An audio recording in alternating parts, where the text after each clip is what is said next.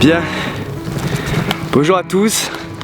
Aujourd'hui petite vidéo particulière qui va pas mal changer des autres, puisque aujourd'hui je vais vous parler un peu de moi, de comment je suis tombé dans la randonnée, de ce qui me motive dans ma pratique de la randonnée, au point que j'ai décidé de partir, de quitter ma vie un peu sédentaire pour partir pour un voyage au moins de 5000 km de Strasbourg au sud du Portugal, et ce qui fait que je suis dans les Pyrénées espagnoles après plus d'un an de marche. Voilà. Puis rendons à César ce qui est à César, ou plutôt à Adrien. En fait, cette vidéo, elle fait partie d'une super idée de la chaîne Plein Air Enthousiaste, qui a contacté plus d'une trentaine de vidéastes pour que chacun parle de sa passion, c'est-à-dire la randonnée. Donc je vous incite à aller voir un peu toutes les vidéos, parce que vous allez avoir des points de vue extrêmement différents sur ce qui motive les gens à partir dans la montagne pendant plusieurs jours. Et voilà, je crois que ça peut être intéressant de regarder ce genre de choses. Voilà, allez, on va partir à parler un peu rando.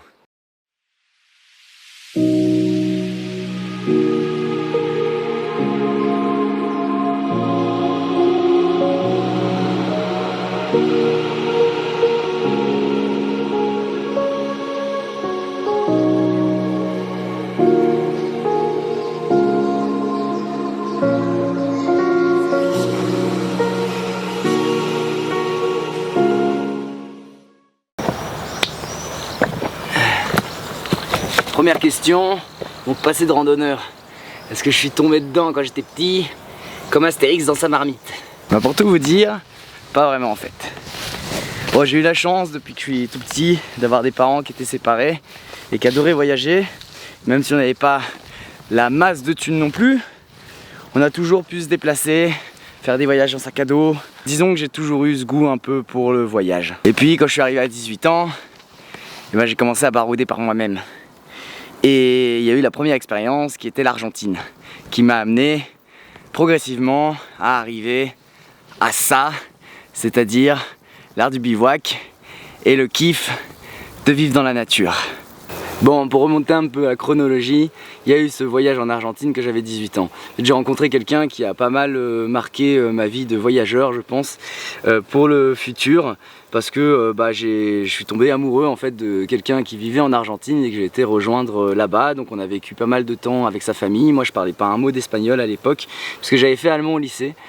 Et du coup je me suis retrouvé tout seul dans un pays que je connaissais pas, à l'autre bout du monde, à vivre avec elle et avec sa famille.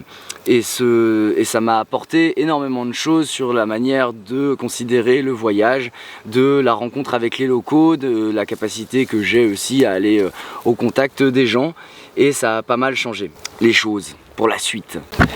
Mais comme toujours, quand on part sur un voyage de plusieurs mois, quand on rentre dans son petit train-train quotidien, dans ses petites études d'environnement que je faisais à l'époque et de chimie, il y a la dépression qui arrive souvent puisqu'on est super sollicité en voyage en permanence, on a une vie qui est extrêmement riche et on revient dans un petit train-train quotidien.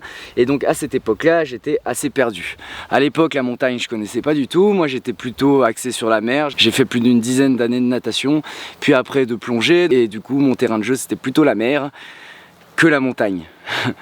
Donc j'étais un peu perdu dans cette histoire de l'Argentine et de tout ça, et il fallait reconsidérer un peu sa vie et je savais pas trop quoi faire. Et donc du coup ce qui s'est enchaîné, c'est que j'ai découvert le chemin de Stevenson un été où j'avais rien à faire. Et je suis parti avec une petite tente, aucun matos de rando, complètement à l'arrache comme on fait souvent sur la première rando. Et en fait ce Stevenson il a aussi eu un impact extrêmement fort sur ma vie de voyageur, puisqu'en fait à partir du moment où j'ai commencé à planter le bivouac et à me rendre compte qu'en fait en tant qu'étudiant c'était pas possible de payer des hôtels, c'était pas possible de se déplacer loin, et je me suis rendu compte qu'en fait on pouvait vivre 2 semaines d'une vie extrêmement riche avec très peu d'argent. Et j'ai tout de suite senti que cette vie-là me rendait extrêmement heureux. Et en fait, à partir du moment où je suis sorti du Stevenson, j'ai plus jamais voyagé différemment.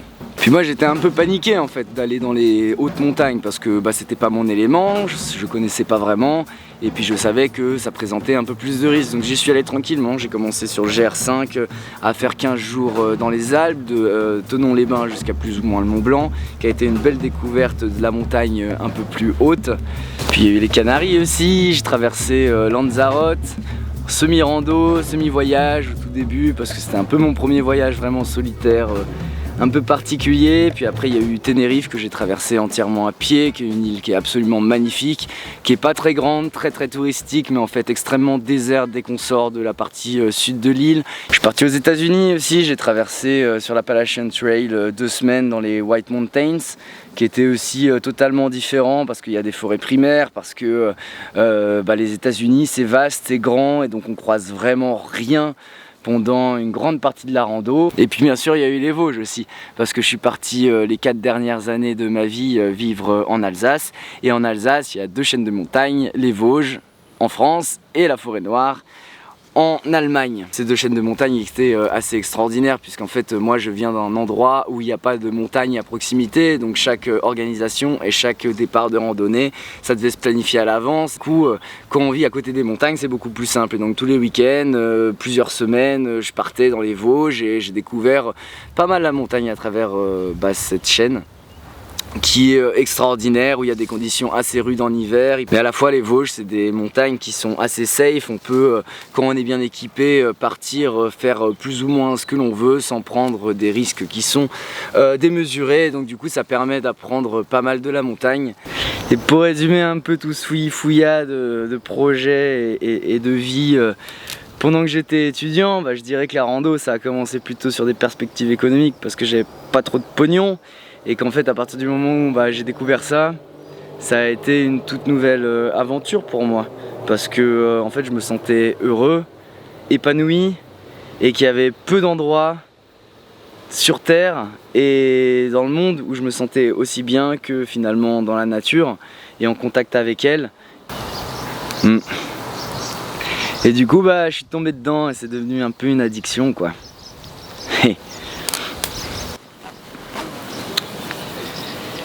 Et puis voilà, même si ça devient une addiction, en fait, on est quand même un peu pris dans nos vies et dans le train-train de nos vies. Et puis il y avait la science aussi quand même qui était assez importante pour moi, et qui l'est toujours d'ailleurs. Et du coup il y avait la randonnée que je pratiquais dès que je pouvais, et puis les études qui m'a amené jusqu'à la réussite de ma thèse il y a 1 an et demi maintenant. En sciences de l'environnement, du coup ça n'a jamais été trop loin. Mais voilà, il y avait ce côté là un peu de la nature qui était prenant, qui était là et que je pouvais pas exploiter à 100%. Et donc à la fin de ma thèse, j'ai décidé de lâcher toute la partie scientifique de ma vie pour finalement explorer cette partie là à plein temps, c'est-à-dire la randonnée. Et c'est ce que je vais vous parler maintenant dans la suite. Pourquoi je randonne, qu'est-ce qui me procure du plaisir et un peu toutes ces choses qui sont autour de la randonnée.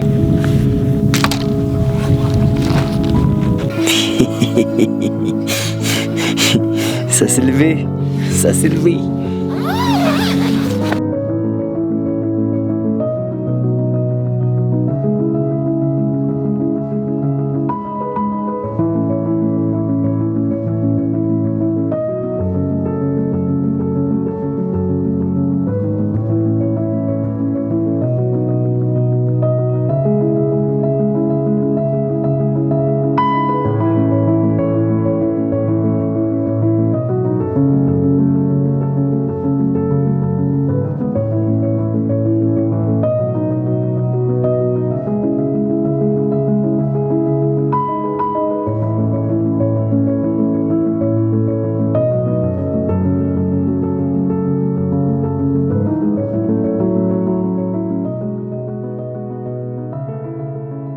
De répondre un peu maintenant à la question un peu fatidique que je crois tous les gens dans ma situation se posent, c'est pourquoi on marche et qu'est-ce qui a fait que finalement la marche a fait le choix de quitter tout ce qu'on avait, nos familles, nos êtres proches, pour se barrer avec son sac à dos et vivre là-dedans.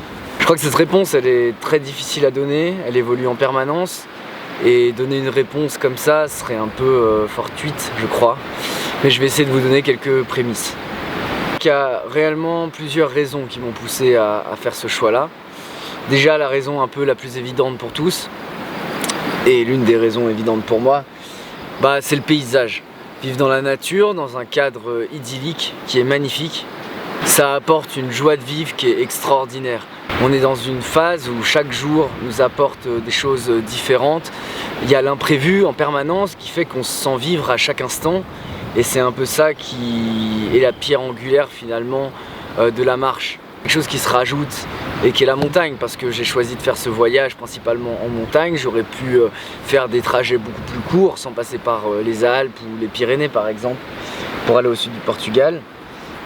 Et je crois que la réponse dans la montagne, c'est qu'on a une diversité de choses qui peut nous arriver. On est en contact direct avec la nature qui peut être très brutal, et également il y a un effort physique qui est constant. Et tout ça, ça apporte énormément de choses finalement pour la suite. Moi je suis citadin à la base et j'avais cette sensation-là un peu de toujours lutter contre mon corps, de toujours être en déphasage avec lui, de le contraindre à bosser 50 heures par semaine, même quand votre corps il vous dit stop, j'en ai assez, je peux plus travailler comme ça, en fait on a cette obligation-là, on n'est absolument pas lié avec lui. On le contraint, on lui dit ok, aujourd'hui tu fais ça, aujourd'hui tu dois faire ça, et puis après on est fatigué, on a besoin de sortir avec les amis, et donc du coup on a besoin de se changer les idées, donc qu'est-ce qu'on va faire? On va dans un bar, on boit de la bière, on se fatigue, on se couche à 3 h du mat et notre corps il nous dit stop, mais en même temps c'est notre seul moyen de sortie dans cette situation là.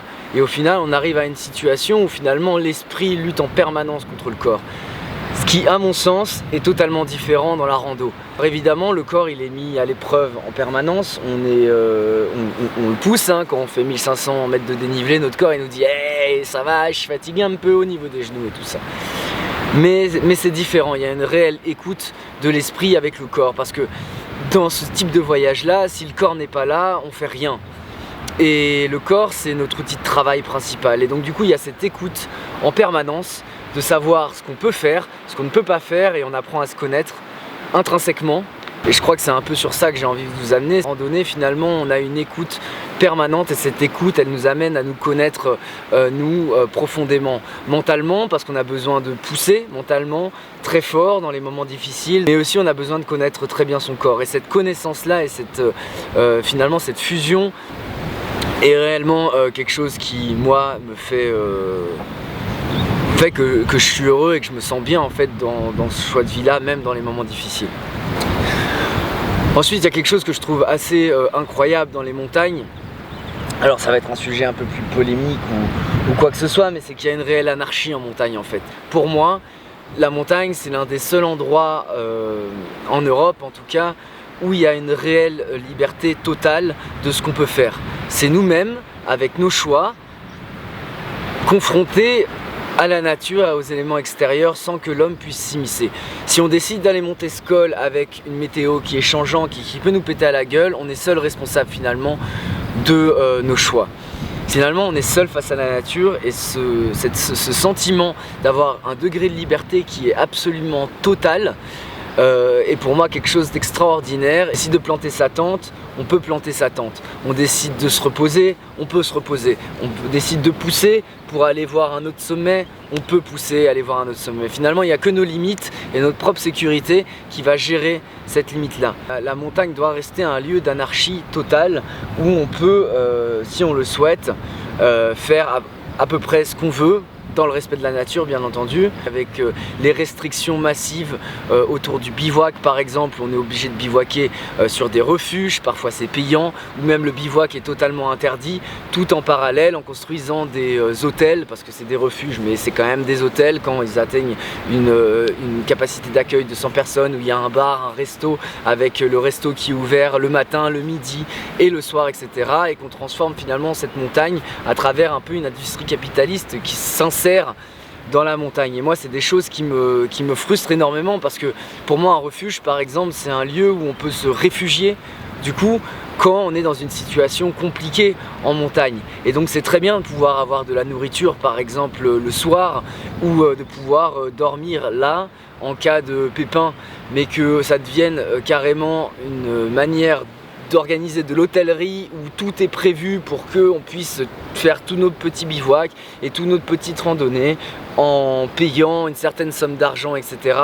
pour aller dans ces hôtels là, perdus au milieu de la montagne. Pour moi, je trouve que ça a fait perdre énormément de l'essence même de ce pourquoi on est en montagne. Également, toutes ces restrictions là dans la montagne, ça fait que la montagne, c'est quand même un endroit où on peut vivre avec une somme d'argent relativement faible. Du moins en été, quand on n'a pas l'obligation de dépenser une quantité assez impressionnante de matériel. Le cheval, il dit qu'il est d'accord avec moi. Il hoche la tête comme ça. Oui, je suis d'accord. Et finalement, plus on met de restrictions, plus on empêche aux gens lambda, aux gens qui n'ont pas d'argent en fait, ou qui ont une quantité d'argent limitée, de voyager, d'aller toucher la nature. Et finalement, on limite un GR20 ou un GR10 ou enfin ce que vous voulez en fait aux gens qui sont capables de sortir 400 €, 500 € par semaine, ce qui est pratiquement impossible pour la majorité des gens.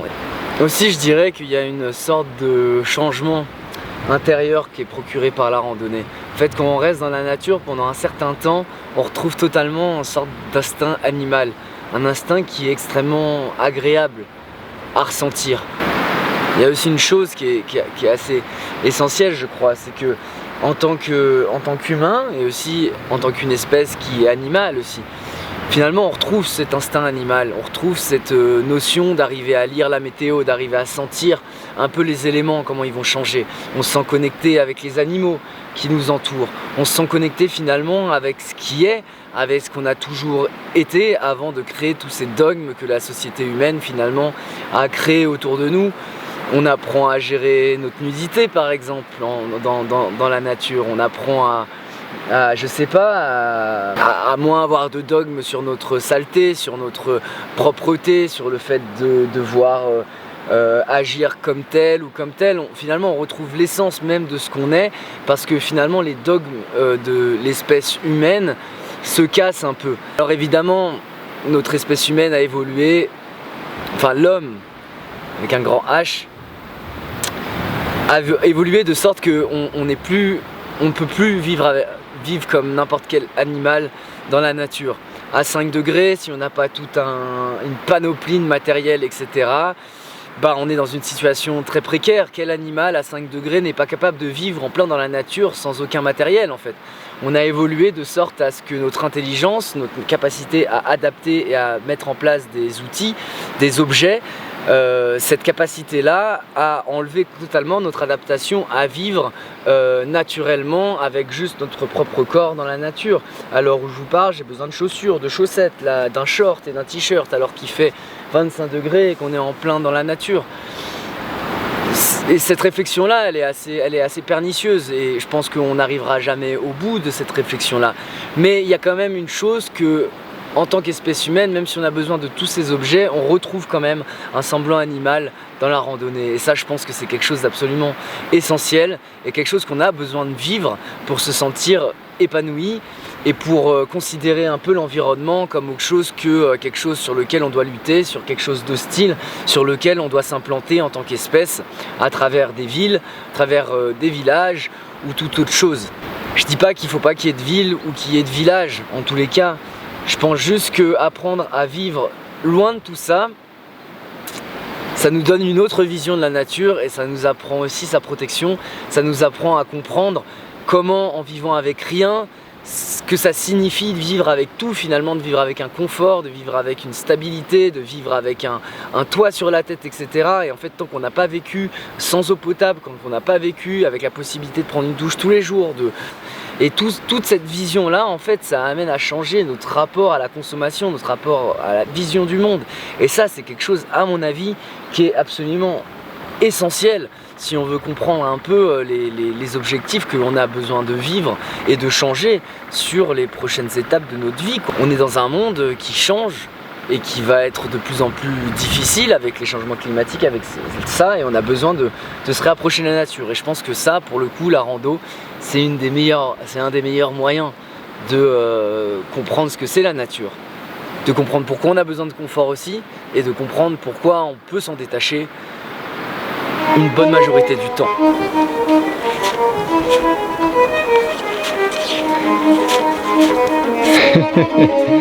En pleine ascension sur la fin du col. Ça va, t'en chies ou pas? Ouais. T'en chies ou pas? Ça va, tranquille? Ouais, ça va. La pente là de 50 d'avant, c'était un peu plus que ça quand même.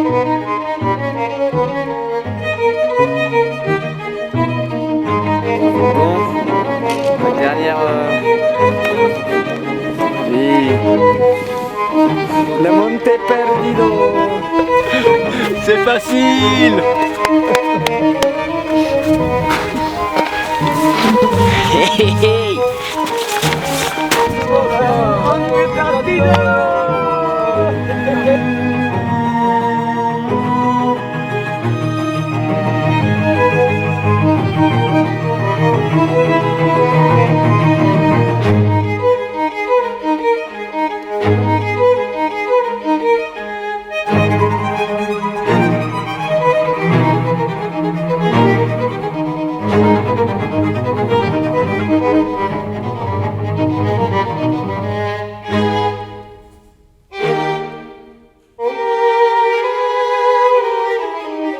Finir un peu cette vidéo qui est peut-être déjà bien trop longue, mais si vous êtes là, c'est que ce que je vous raconte ne vous ennuie pas tant que ça, enfin j'espère en tout cas. Et je pense que là, ça fait 1 an et 1 mois que je suis parti, que même si j'ai passé pas mal de temps en Espagne, là dans les Pyrénées, je vais rentrer définitivement bientôt en Espagne et quitter la France, et donc on sent déjà le début de la fin du voyage, et donc je crois que c'est important pour moi de vous parler un peu du futur que je vois de cette chaîne, de mon futur de voyageur, parce que ça va avec tout ce que je vous ai raconté avant. J'ai aucune envie d'arrêter cette vie-là. Je me sens épanoui, je suis content dans les vidéos que je produis, je suis content dans la production que j'amène, ce travail finalement, parce que je considère ça quand même comme un travail, même si c'est un travail assez particulier et que j'ai une grande liberté. Le montage des vidéos, le portage de tout le matériel que je trimballe est une contrainte, et cette contrainte-là, je l'apparente quand même assez à un travail, parce qu'il y a quand même pas mal de gestion derrière. Bref, ce travail-là, je l'aime et j'ai absolument pas envie de l'arrêter. Alors comment je vais réussir à le financer par la suite? Ça c'est une question et on verra ça par la suite. Mais j'ai enfin trouvé cette passion, j'ai enfin trouvé ce monde-là qui est en accord avec ce que je suis, et j'ai absolument pas envie de le lâcher. Donc il y aura sûrement une saison 2 du voyage. J'ai pas mal d'idées, j'ai déjà une petite idée de l'itinéraire sur lequel je vais m'engager. Sachez que c'est pas juste un voyage que je pensais pour faire un break, pour faire juste une année sabbatique ou quoi que ce soit, mais c'est réellement, en tout cas, un rêve. Est-ce que je vais l'atteindre? Je ne sais pas, mais c'est un peu le rêve que j'ai d'arriver à vivre de ça. Pas avec des grands moyens, hein, pas de vivre avec des 1000 et des cents, de toute façon j'en ai pas besoin, mais d'arriver à vivre tout en continuant à vous proposer du contenu, de vous proposer un peu ce que ça signifie de vivre dans la nature, enfin vous proposer finalement ce que je vous propose depuis un peu plus d'1 an maintenant. En tout cas mon futur, j'ai du mal à le voir sans le voir dans la nature, sans le voir avec un contact réel et proche d'elle. Un retour en ville est pour moi absolument impossible. Peut-être qu'il arrivera, il arrivera sûrement, parce qu'il y aura des contraintes, parce qu'il y aura des difficultés, parce qu'il y aura la précarité, parce qu'il y aura tout ça. Mais en tous les cas, dans mon objectif de vie et dans la manière dont je conçois les choses, la randonnée, elle a modifié tout ce que j'étais. Elle a modifié mon rapport au monde, elle a modifié mon rapport à la nature, elle a modifié tellement de choses que enlever ce que ça m'a apporté et quitter cette vie-là, pour le moment, j'arrive pas du tout à le considérer. Et j'espère, on verra, l'avenir le dira, que je vais réussir cet objectif-là, de continuer à vivre comme ça, au moins pour un temps. Voilà.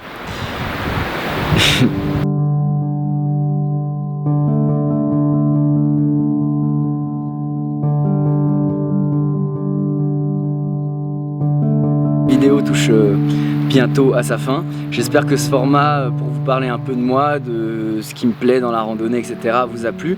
Je vous rappelle juste avant de se terminer que cette vidéo elle fait partie d'un projet qui a été amorcé par Plein Air Enthousiaste et qu'il y a beaucoup de vidéastes sur YouTube que vous pouvez découvrir si vous ne les connaissez pas déjà, qui parlent de leur pratique de la randonnée, de pourquoi ils randonnent, de pourquoi ils aiment ça. Et je pense que c'est assez intéressant à regarder parce que vous avez plein de points de vue différents et je pense que ça couvre pas mal de pratiques différentes de la randonnée, etc. Sur ce, je suis encore dans les Pyrénées du coup, je vais finir dans 3 semaines à peu près.